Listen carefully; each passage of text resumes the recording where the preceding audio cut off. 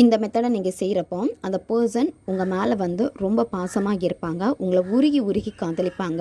உங்களை செய்கிறப்போ நீங்கள் தான் அந்த பர்சனை வந்து டாமினேட் பண்ணுற மாதிரி மாறும். இந்த மெத்தடை யாரெல்லாம் பயன்படுத்தலாம்னா, ரிலேஷன்ஷிப்பில் இருக்கிறவங்க பயன்படுத்தலாம். அடிக்கடி சண்டை வந்துக்கிட்டே இருக்குது, என்னை ரொம்ப டாமினேட் பண்ணிக்கிட்டே இருக்காங்க, நான் சொல்கிறத கேட்கவே மாட்டேங்கிறாங்க அப்படின்னா நீங்கள் பயன்படுத்தலாம். பிரேக்கப் ஆகிடுச்சு, உங்களுக்கு திரும்ப அந்த பர்சன் வேணும் அப்படின்னா நீங்கள் பயன்படுத்தலாம். கணவன் மனைவிக்கு இடையில் வந்து பிரச்சனை வருது, அடிக்கடி சண்டை வருது, அந்த பர்சன் வந்து இப்போ எங்கிட்ட அன்பாவே நடந்துக்க மாட்டேங்கிறாங்க அப்படின்னா நீங்கள் பயன்படுத்தலாம். நீங்கள் ஒர்க் பண்ணக்கூடிய இடத்துல உங்களுடைய ஹையர் அஃபிஷியல் வந்து எப்போவுமே உங்ககிட்ட வந்து சிடுசிடுன்னு இருக்கிறாங்க, உங்ககிட்ட அன்பா பேசுறது கிடையாது அப்படின்னா நீங்கள் பயன்படுத்தலாம். நன்மைக்காக மட்டுமே பயன்படுத்துங்க. இந்த மெத்தடை நீங்கள் எந்த டேல ஸ்டார்ட் பண்ணணும் அப்படின்னா, செவ்வாய்க்கிழமை, அப்படி இல்லைன்னா வெள்ளிக்கிழமை, ஞாயிற்றுக்கிழமை, இந்த நாட்களில் ஏதாச்சும் ஒரு நாட்களில் இந்த மெத்தடை நீங்கள் செய்யலாம். எந்த நேரத்தில் இந்த மெத்தடை நீங்கள் செய்யணும் அப்படின்னா, ஈவினிங் 7 மணிக்கு மேலே தான் இந்த மெத்தடை நீங்கள் செய்யணும். 7 மணிலேருந்து நைட்டு நீங்கள் தூங்க போகிறதுக்கு முன்னாடி அந்த இடைப்பட்ட நேரத்தில் எப்போ வேணும்னாலும் இந்த மெத்தடை நீங்கள் செய்யலாம். நல்ல அழுக்கு எதுவுமே இருக்கக்கூடாது, பாதத்தில் நல்லா கழுவிட்டு அதுக்கப்புறமா தான் உட்காந்துட்டு இதை நீங்கள் செய்யணும். உங்களுடைய இடது காலில் வந்து இந்த இடத்துல அந்த நபருடைய பேரை வந்து நீங்கள் எழுதணும். வீடியோவிலேயே உங்களுக்கு இப்போ இமேஜ் வரும், பார்த்துக்கோங்க.